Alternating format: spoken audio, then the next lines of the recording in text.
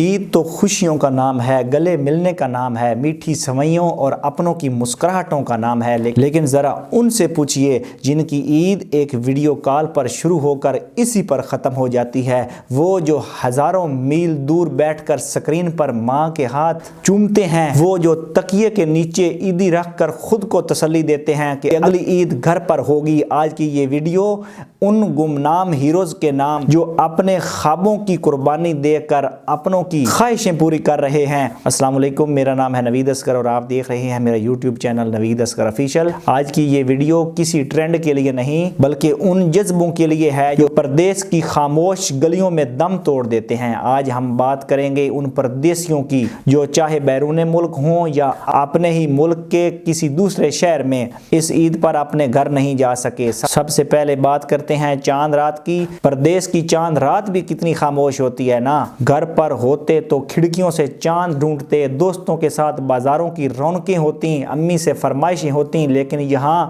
یہاں صرف موبائل پر ایک میسج آتا ہے، چاند مبارک، اور دل بھر آتا ہے۔ میرے ان تمام بھائیوں کو جو اکیلے کمروں میں بیٹھ کر چاند دیکھ رہے ہیں، میری طرف سے چاند رات بہت بہت مبارک۔ آپ کی یہ تنہائی، آپ کی یہ قربانی انشاءاللہ رائے گاں نہیں جائے گی۔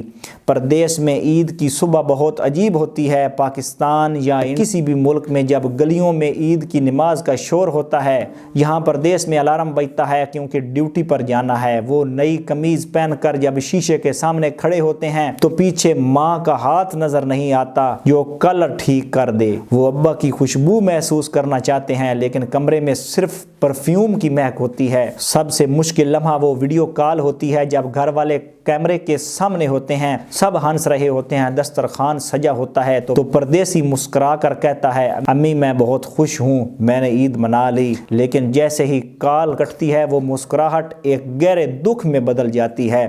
وہ آنسو جو اس نے کال کے دوران روک رکھے تھے اب بہہ نکلتے ہیں، کیونکہ وہ جانتا ہے کہ اس نے صرف اپنی بھوک مٹانے کے لیے نہیں بلکہ گھر والوں کے مستقبل کے لیے اپنی عید قربان کی ہے۔ اور ادھر گھر میں کیا حال ہوتا ہے، ماں ہر آہٹ پر دروازہ دیکھتی ہے کہ شاید میرا بیٹا سرپرائز دے دے۔ بہنیں اپنے بھائیوں کی کلائی دیکھ کر سوچتی ہیں کہ وہاں اس عیدی کون دے گا۔ گھر والے یہ نہیں جانتے کہ ان کا پیارا وہاں کن حالات میں ہے، وہ بس یہ جانتے ہیں کہ وہ تو ہماری رونق ہے۔ میرے پردیسی بھائیوں، آپ مجبور نہیں ہو، آپ مضبوط ہو، آپ وہ ستون ہو جس پر آپ کے پورے خاندان کی عمارت کھڑی ہے۔ آپ کا ایک لمحہ جو اپنوں سے دور گزر رہا ہے وہ ایک عبادت ہے۔ اللہ آپ کی محنت کو ضائع نہیں کرے گا۔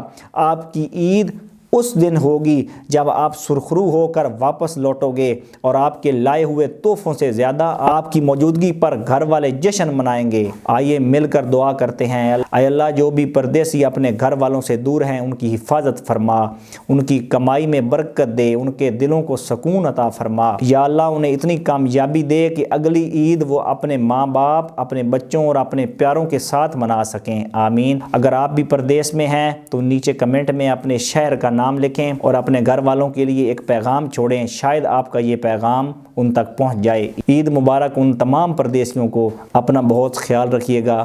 اللہ نگہبان۔